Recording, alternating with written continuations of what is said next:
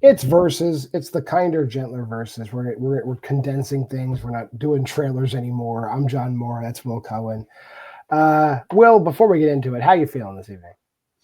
I'm doing good. A little peek behind the curtain. My in-laws came by over the weekend. My mother-in-law looked at me and she's like, "Wow, you're looking really thin." And the reason why I bring that up is not just a humble brag, but it's also to talk about the plot of this fucking movie. Because quite frankly, the plot of this movie makes me look fat. It's the Ouija experiment. One of 3 Ouija experiment movies we'll be covering on the channel over the next 3 weeks is Rio Luna of The Dead Don't Die in Dallas fame. And I do believe he's going to incorporate some of those fine actors and actresses into later versions of this. So it is the Ouija experiment. They thought it was just a game. That is not accurate in this movie. No. I don't think they're playing a game. I don't think anybody thinks they're playing a game at all in this movie. So we start off in this movie. Brandon and Shay are in a car. And by the way, this is found footage. I want to say it is, even though, like, for some reason, everyone has a camera, even though, like, it's not like a movie where, like, everyone needs to have a camera. It's not like, hey, we're photojournalists. Hey, we're ghost hunters. It's just like a bunch of regular ass people who just happen to be documenting things that make a story. Right. And then also there's flashback scenes, which there couldn't possibly be cameras because it's the 1970s. So it's found footage, but it abandons its own concept whenever it's convenient. It's kind of ridiculous. This is essentially kind of like what people blamed Book of Shadows, Blair Witch 2 to be, but at least Book of Shadows had a plot. And I'm not sure that the word plot really applies to this movie. Yeah, we'll run through. So yeah, the plot is based like Brandon's making some kind of video. That's how it starts. Shay is a friend of his, but she is dating Calvin, right? Who is the brother of Lynette, and Lynette is friends with Michael, and Michael is like a Ouija expert. Now I think it's not really. I don't know if Brandon knows that there's going to be a Ouija board there or what, but he's trying to capture people playing with a Ouija board as if it's something that adults in the 21st century don't know about at this point. Like, oh, we're going to capture a real ass Ouija board. Fun time. Well, look, you wouldn't even know about this thing without me. I don't even know what this thing is, but anyways, I got to get to my introduction, so let's turn to me. Okay. To the millions around the world. Millions? You only have 12 subscribers. Really, like, it really feels like these jokers are trying to, like, film this to get, like, YouTube famous, but the YouTube plot doesn't come until later, which is really dumb. It's mentioned, but you're right. It's not, like, full-blown until later, because, like, later you find out they got all this editing equipment and everything. Whatever. And there's no more? Because there was more afterwards, too. That's it. I went to the hallway, and there's... Like, Michael's very serious about Ouija, let me tell you. Because he's like, you don't ask them, the spirits, how they died. You don't ask them how you're going to die. And you make sure you say goodbye. And he's very serious. And he's an expert. And that means that they're open from their world to our world. And heck, I don't know what they can do. Okay? But he fucks up his own rules within, like, using the Ouija board twice, which is like, are you really an expert, Mike? I mean, this is kind of like what ITN distribution does, though, John, is that every single time there's an expert, that expert either fucks up immediately or nearly immediately. There's no in between. I'll give him a nearly immediately, because the first time he remembers to say goodbye to the spirits, even though the spirits, like, kind of resist being said goodbye to. It's like, okay, goodbye. And they're like, no. Well, it's late. We really got to be going, so we'd like to say goodbye. It's like, well, I didn't know you could say no to that. No, you say goodbye first. No, you say goodbye first. No, you hang up. You hang up the Ouija board. That happens. And then there's a whole subplot where Calvin's he's a roustabout. Jeez, man. Of course your phone. Hey, I'll be right back. Where are you going? I'll be right back. Calvin, come on, man. What is it? Put your hand back. He ain't no one woman man. He's got some other girls. He keeps misremembering. Shay's the girl he's with. Shay's the girl he wants to be with, but he's with some other girl.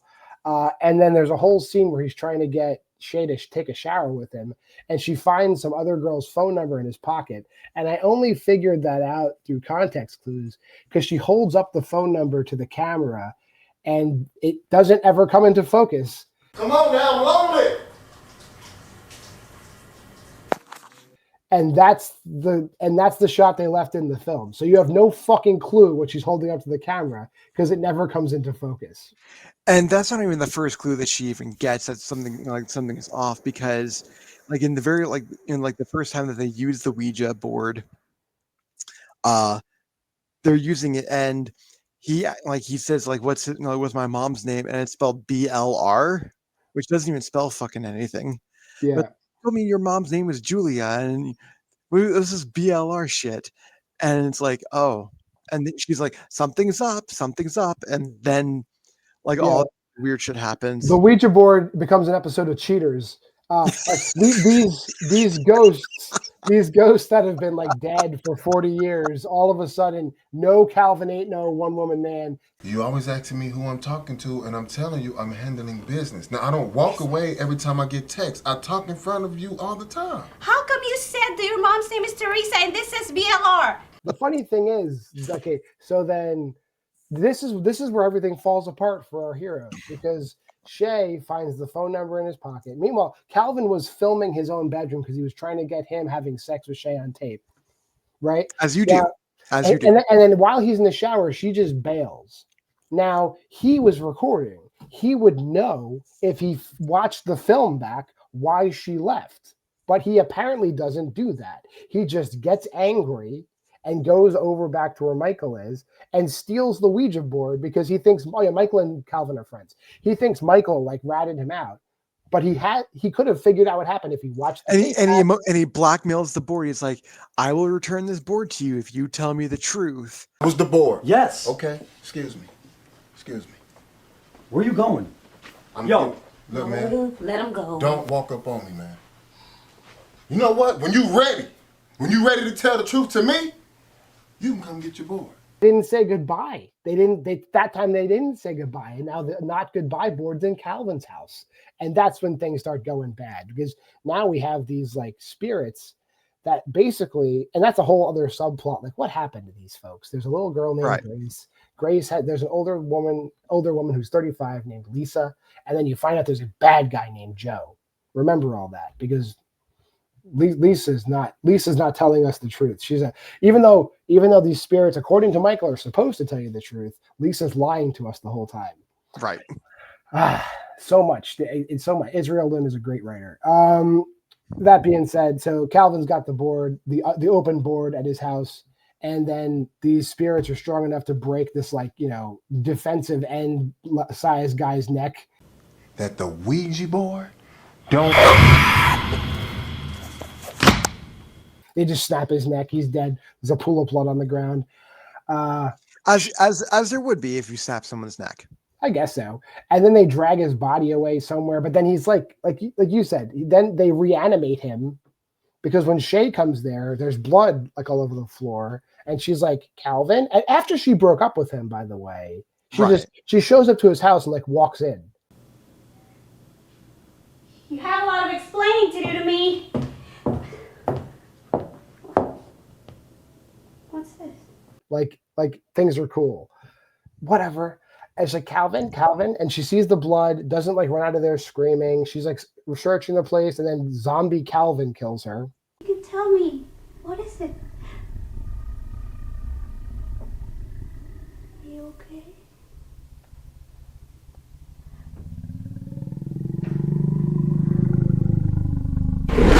I don't know how that works. Yep. Then what? Lynette and Brandon show up there, and then they see the dead bodies, and they kind of reanimate, and they freak out, but they get the Ouija board. What's going on in here? Go to the door. Go! Let's go. Let's get the hell out of here. Meanwhile, Michael's up in the attic, and he finds out that he finds the whole backstory in a scrapbook in the attic.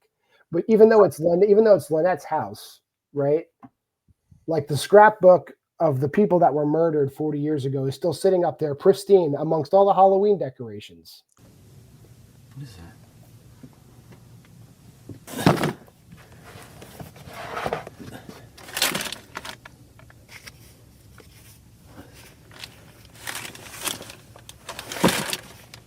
Right.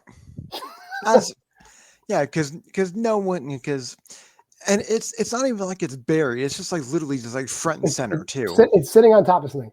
And then we find out in a flashback in the 1970s, Lisa and Gracie are it's Dallas, Texas. They're a Hispanic mother and her daughter, and she's dating a man named George, and she thinks it's going to be the thing. She thinks he's the guy.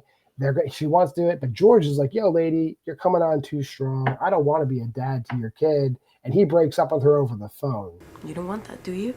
And see, that's another thing. I don't think I'm ready to settle down. I mean, I need time to do my own thing, and on top of that, I'm not really sure I'm ready to be a father. So, in normal fashion, she just drowns her daughter because it's her fault.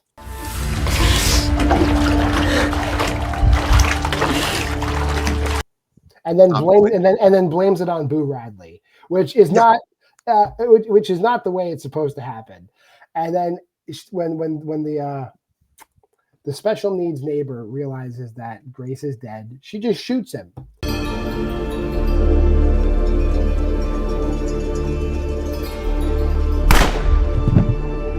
And then spins a yarn. She's in the clear.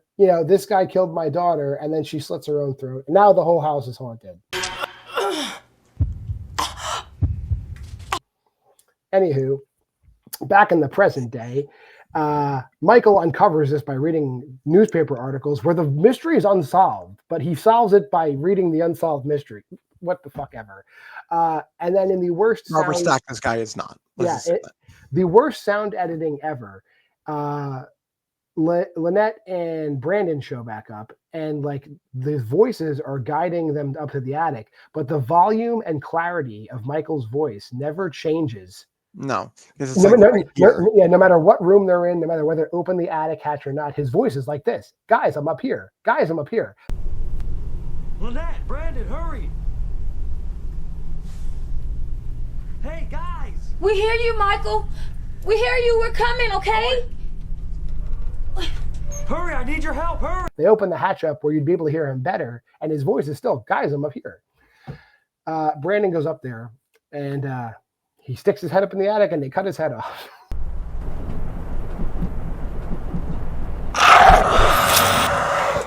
Oh my God! Oh my God! Ah! How? No idea. And then Lynette and Michael throw the Ouija board in the fireplace, and that solves the problem.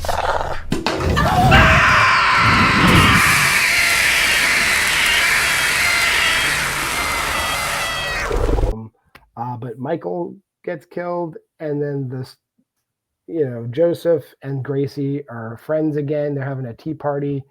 They get to live forever, but Lynette's the only survivor, and there's a floating camera. Lynette! Oh, Jesus!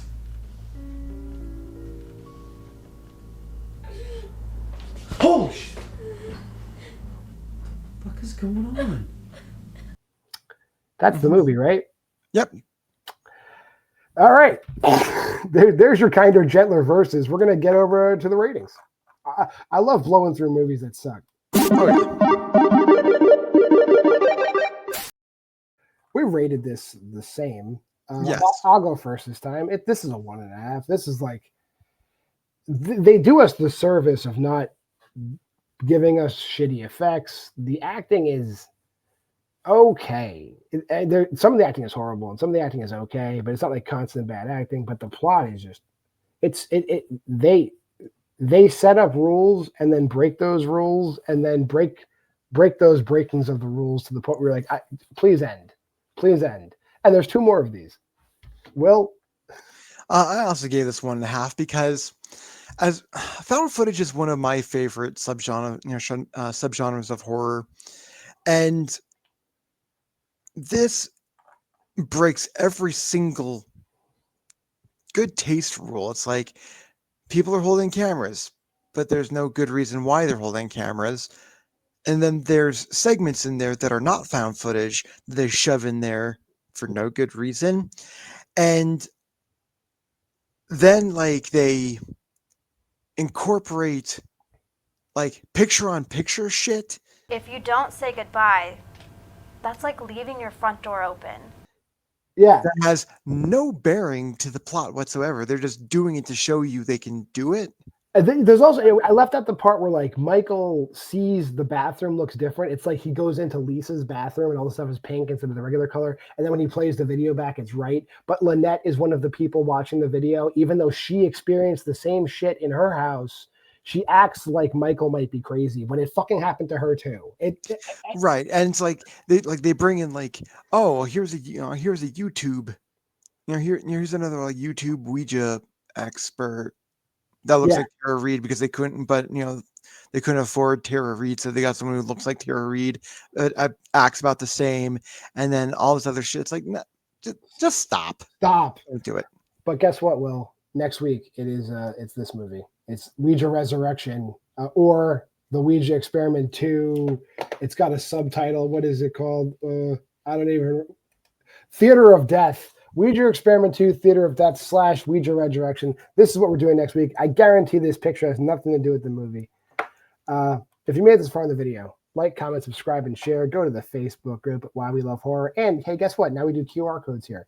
That is the Letterboxd challenge. You can pause the video and go right there. You can join us on Letterboxd. But hey, until next time, until the next Ouija experiment we do, I'm John Moore. That's Will Cohen. This has been Versus.